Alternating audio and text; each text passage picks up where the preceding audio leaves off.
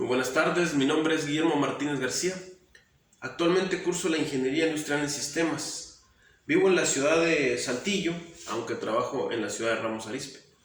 Mi número de matrícula es VC 005792. Y actualmente el video presente que estamos realizando es perteneciente al proyecto integrador de la asignatura Química General 1 de la maestra Idalia Salinas Reina. Y bien, las consignas que nos plantea el proyecto integrador son muy interesantes todas y cada una de ellas. Iniciaré con la que dice que si considero yo que el carbono es uno de los elementos más importantes de la tabla periódica. Por supuesto que lo es. Incluso abro diciendo lo siguiente: la vida está basada en la química del carbono. ¿Qué quiero decir? Que el carbono en sí es uno de los átomos más importantes de las moléculas biológicas. Quiero decir con esto que el carbono es base fundamental para que exista la vida.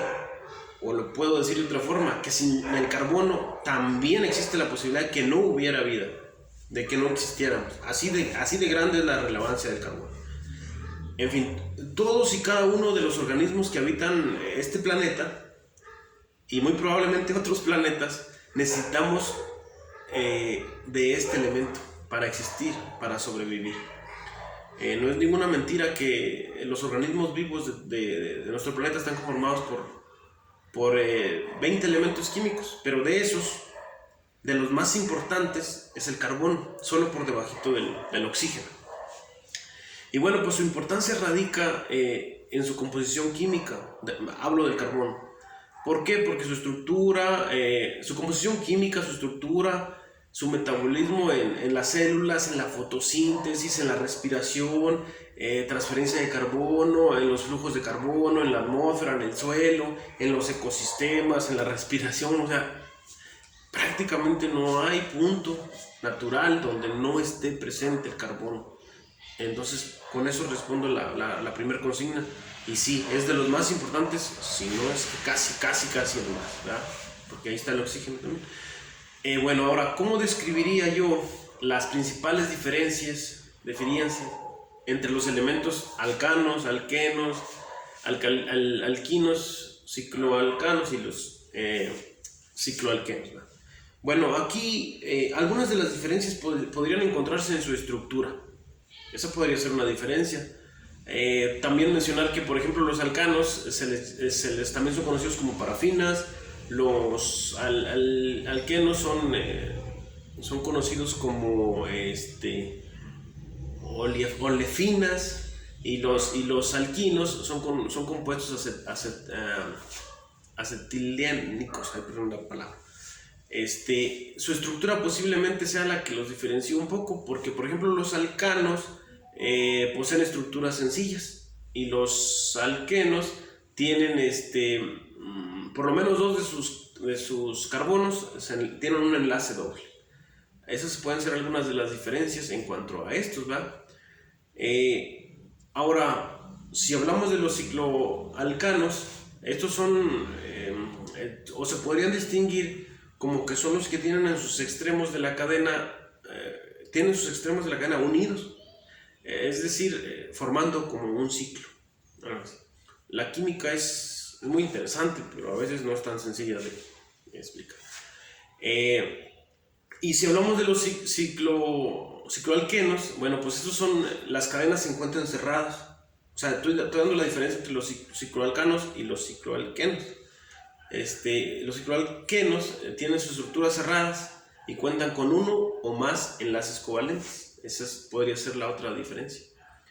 La fórmula de los cicloalcanos es de CnH2n, y la de los cicloalquenos es muy similar, pero tiene un -2. Por ejemplo, es CnH2n menos 2. O sea, es otra diferencia que hay ahí entre ellos, ¿verdad? Ahora, ¿en dónde podemos encontrar ejemplos de la química orgánica? Lo decía al inicio, los encontramos prácticamente en todo, pero por mencionarles algunos, les diré que existen, por ejemplo, en la fabricación de jabones, en las grasas animales, en la fermentación, elaboración de vinos, bebidas, fabricación de almidones, ¿Qué más? ¿Qué más? En todos los procesos que se realizan con lo que es el petróleo, la gasolina, los plásticos, el nylon, el benceno, solo por mencionar algunos. Y también en la creación de antibióticos específicos para cierto tipo de bacterias. Esos son algunos ejemplos donde los encontramos en la química orgánica, ¿va? Ahora, ¿qué beneficios y contras o ventajas y desventajas o lo bueno y lo malo de los hidrocarburos, ¿verdad? Bueno, ustedes saben bien que los hidrocarburos son aquellos que gasolinas, los petróleos, donde podemos en general rescatar una cantidad infinita de productos, fertilizantes, tejidos, polímeros, muchos productos. Esa podría ser la ventaja, lo bueno de estos hidrocarburos, que se rescatan un sinfín de productos que son ya básicos para nuestra vida cotidiana y que sin ellos posiblemente serían muy difícil algunas cosas, algunas tareas, ¿verdad? Porque cuántas cosas plásticas no hay derivadas del petróleo. También muchas energías también se generan en el combustible, gasolina, diésel, mucho. Quizá la ventaja o lo bueno de esto es que nos dan una infinidad de productos. Ahora, ¿cuál es lo contra o la desventaja de estos hidrocarburos? Definitivamente la contaminación que muchos de ellos generan. ¿Por qué? Porque saben bien que lo que son los hidrocarburos, no se diga el petróleo, gasolina, diésel, tienen un alto contenido de aceite que al mezclarse con agua provocan una contaminación inmensa y muerte de muchos animales, sobre todo si es en el mar.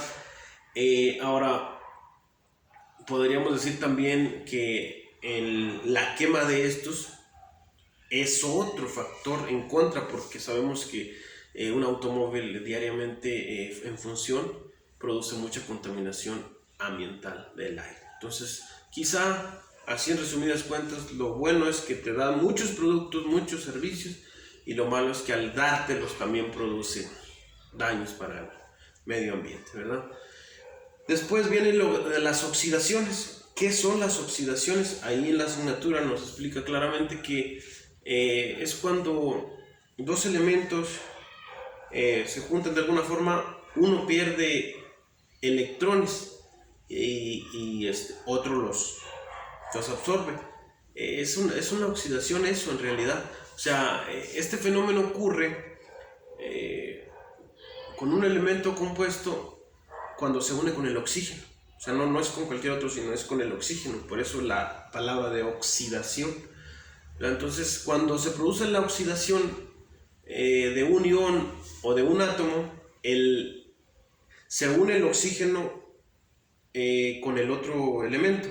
Pero tengo que mencionar lo que, por ejemplo, durante este proceso hay una pérdida de electrones, ¿verdad? Entonces, el que pierde la cantidad de electrones se llama, parece que se llama cedante, el que los cede, y el otro es el que los asimila.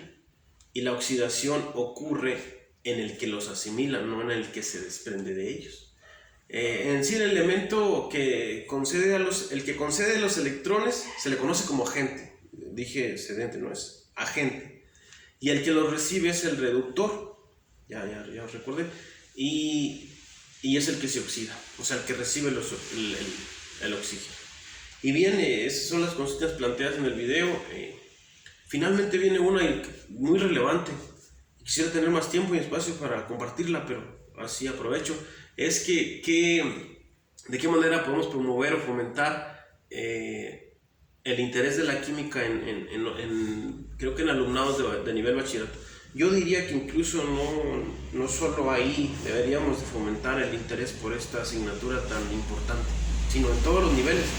Yo soy maestro de educación primaria y no pierdo oportunidad. Apenas tengo la primera oportunidad de con mis chiquillos presentar algún suceso de química, de combustión, de la fotosíntesis, de quema de un papel, y luego me traspolo al sentido de la química, de la relevancia.